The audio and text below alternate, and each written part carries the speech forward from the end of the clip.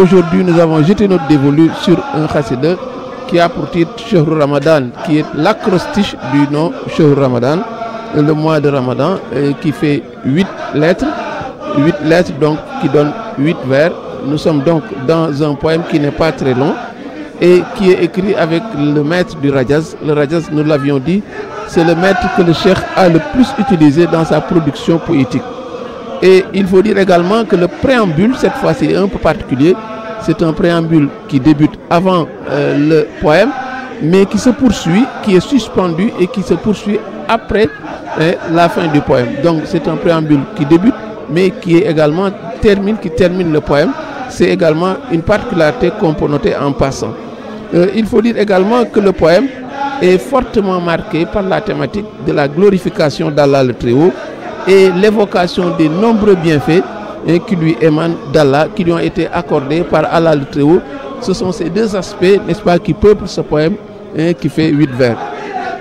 Et ces nombreux dons qui lui émanent d'Allah ont l'effet très positif de montrer la carrure spirituelle de celui qui parle.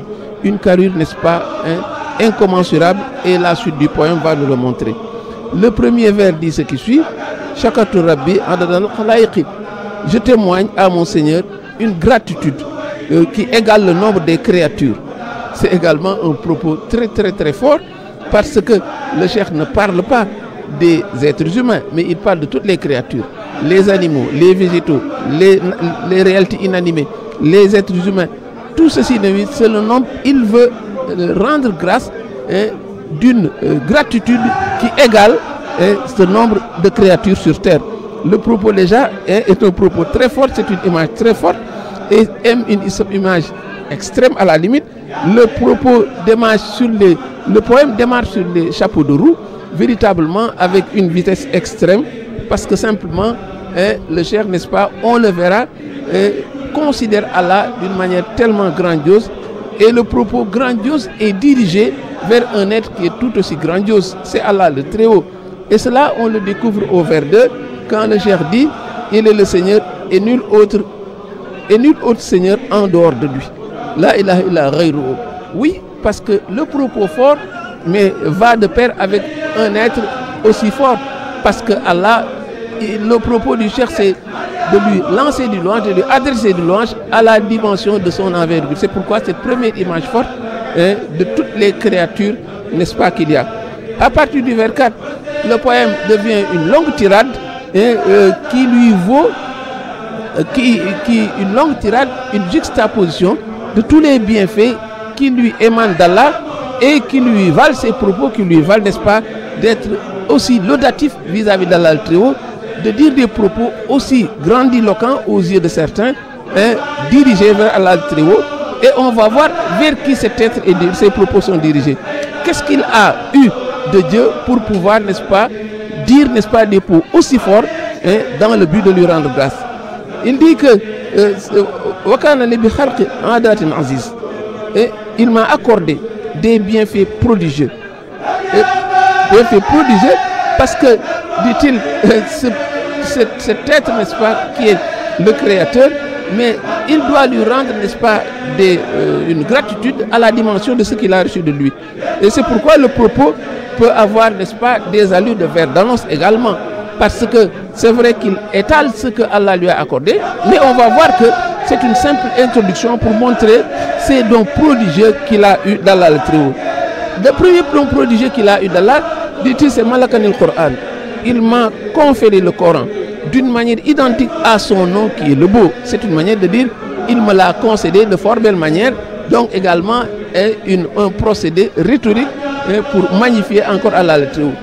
Deuxième fait prodigieux qui lui émane d'Allah et dont il est bénéficiaire, c'est au vers 6, quand il dit: dans sa noblesse absolue, Allah m'a garanti l'obtention du salut dans l'au-delà. Ça également, c'est un propos incommensurable et autre motif suffisant, n'est-ce pas, pour témoigner une gratitude à la dimension du nombre des créatures.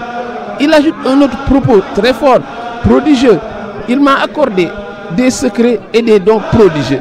Et on sent que le propos va crescendo. C'est comme, n'est-ce pas, un effet de boule de neige. Plus il roule, plus il grossit. plus le cheikh parle, plus on sent qu'il est dans une extase et les choses vont en se développant.